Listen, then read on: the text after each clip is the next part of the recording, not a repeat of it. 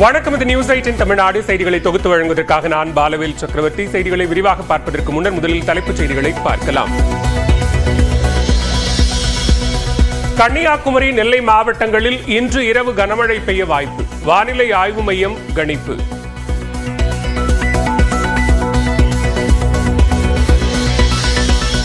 முதலமைச்சர் மு.க. ஸ்டாலினை சந்தித்து புத்தாண்டு வாழ்த்து தெரிவித்த துரைமுருகன், கனிமொழி.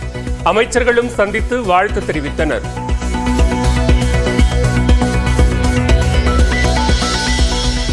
காரைக்குடி அருகே கீழக்கோட்டை கிராமத்தில் அனுமதியின்றி நடந்த மஞ்சு விரட்டு. காளைகள் முட்டியதில் 10க்கும் மேற்பட்டோருக்கு காயம்.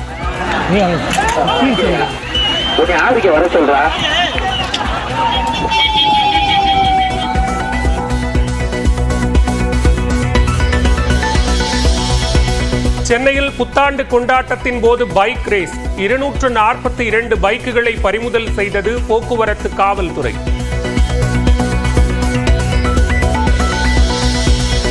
இரட்டை இலை சின்னத்தை பயன்படுத்த எடப்பாடி பழனிசாமிக்கு தடை விதிக்க வேண்டும். தேர்தல் ஆணையத்தில் ஓ. பன்னீர்செல்வம் வலியுறுத்தல்.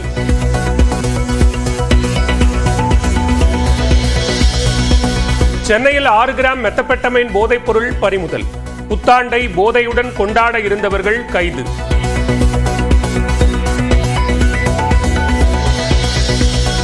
கிருஷ்ணகிரி மாவட்டம் ஊத்தங்கரையில் ஆட்டை விழுங்கிய மலைப்பாம்பு மீட்கப்பட்டு காப்பு காட்டில் விடப்பட்டது.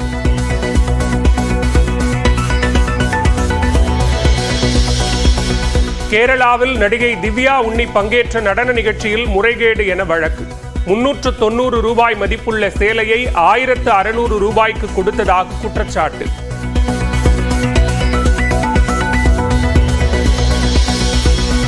புத்தாண்டையொட்டி சென்னை வடபழனி கோவிலில் சாமி தரிசனம் செய்ய அலைமோதும் கூட்டம். பழனி உள்ளிட்ட முக்கிய கோவில்களில் வரிசையில் காத்திருக்கும் மக்கள்.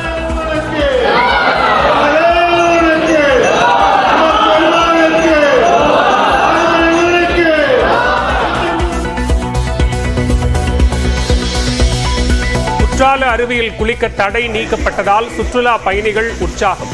புத்தாண்டு நாளில் உற்சாகமாக குளித்து மகிழும் மக்கள்.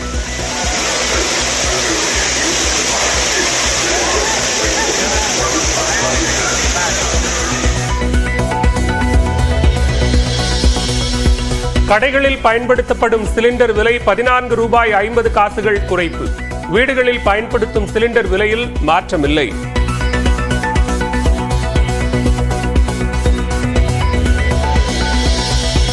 அபராதத்துடன் வருமான வரி கணக்கு தாக்கல் செய்ய அவகாசம் நீட்டிப்பு. வரும் 15ஆம் தேதி வரை கணக்கு தாக்கல் செய்யலாம் என அறிவிப்பு.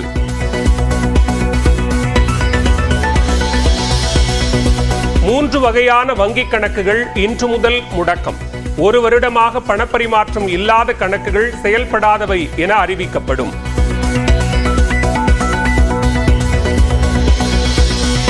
ரசிகர்களை சந்தித்து புத்தாண்டு வாழ்த்து தெரிவித்த நடிகர் ரஜினிகாந்த் ரசிகர் பரிசாக கொடுத்த புத்தகத்தையும் பெற்றுக் கொண்டார்.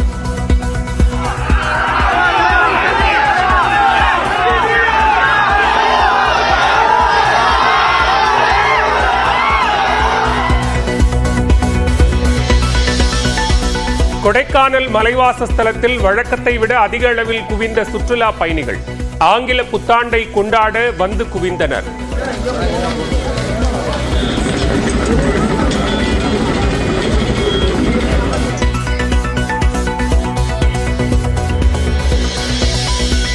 உலக பிளிட்ஸ் சாம்பியன்ஷிப் தொடரில் வெண்கலம் வென்றார் தமிழ்நாட்டின் வைஷாலி. அரையிறுதியில் சீனாவின் ஜூ வென்ஜூனிடம் விழுந்ததால் வெண்கலத்தை வசப்படுத்தினார்.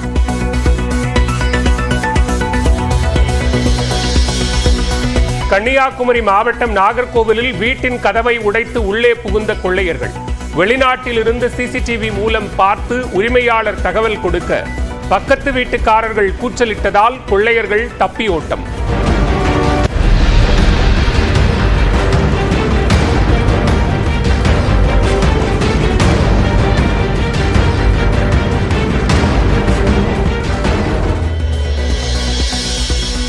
ஜெய்ப்பூர் அருகே அஜ்மீரா ஆலையில் வால்வு உடைந்து வெளியான கார்பன் டை ஆக்சைடு கசிவு.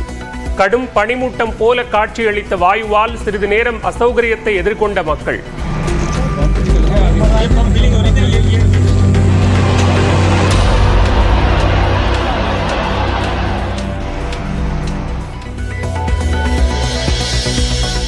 உத்தரப்பிரதேச மாநிலம் ரேபரேலியில் மக்களை கவர்ந்த குரங்கு.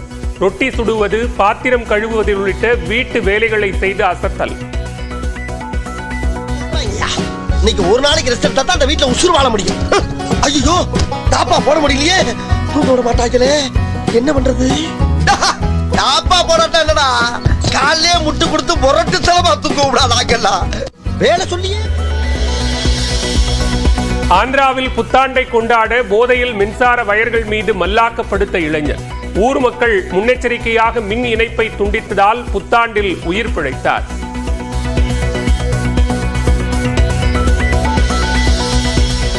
இமாச்சல பிரதேச மாநிலம் மனாலியில் கடும் பனிப்பொழிவுக்கிடையே புத்தாண்டை கொண்டாடிய சுற்றுலா பயணிகள். ஜிப்லைனில் பயணம் செய்தும் உற்சாகம்.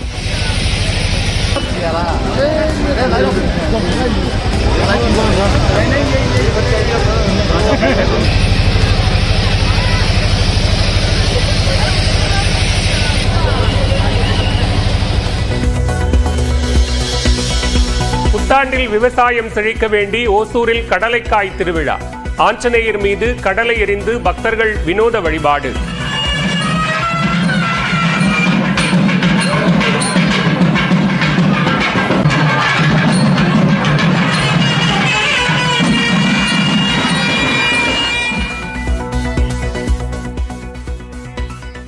கொடைக்கானலில் புத்தாண்டு விடுமுறையை கொண்டாட சுற்றுலா பயணிகளின் வருகை அதிகரித்துள்ளது.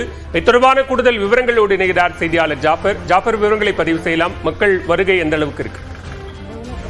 நிச்சயமாக பாலகன், மலைகளின் இளவரசி என்று அழைக்கப்படும் கொடைக்கானலுக்கு புத்தாண்டு விடுமுறையை முன்னிட்டு தமிழகம் மட்டுமின்றி கேரளா, ஆந்திரா, கர்நாடகா உள்ளிட்ட வெளிமாநில சுற்றுலா பயணிகளின் வருகையானது காலை முதலே அதிகரித்து காணப்படுகிறது.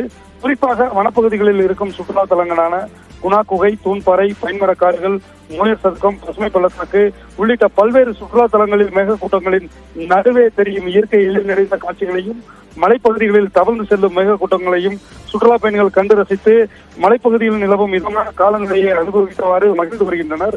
அதே போல நகரின் மையப்பகுதியில் அமைந்திருக்கும் நட்சத்திர வடிவிலான ஏரியில் சுற்றுலா பயணிகள் படகு சவாரி செய்தும், ஏரிச்சாலையில் குதிரை சவாரி, சைக்கிள் சவாரி செய்தும் உற்சாகம் அடைந்து வருகின்றனர். புத்தாண்டு விடுமுறையில் சுற்றுலா பயணிகளின் வருகை தொடர்ந்து அதிகரித்து வருவதால் சுற்றுலா தொழில் புரிவோர் அனைவரும் மகிழ்ச்சி அடைந்துள்ளதும் குறிப்பிடத்தக்கது. பாலா, விவரங்களுக்கு நன்றி ஜாஃபர்.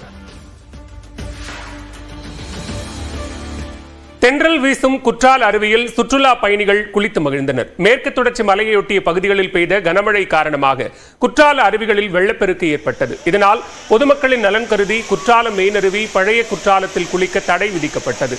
தற்போது நீர்வரத்து சீரான நிலையில் சுற்றுலா பயணிகள் அருவிகளில் குளிக்க அனுமதிக்கப்பட்டனர். சுற்றுலா பயணிகள் மட்டுமின்றி சபரிமலைக்கு மாலையிட்ட ஐயப்ப பக்தர்களும் அருவிகளில் உற்சாகத்துடன் குளித்து மகிழ்ந்தனர்.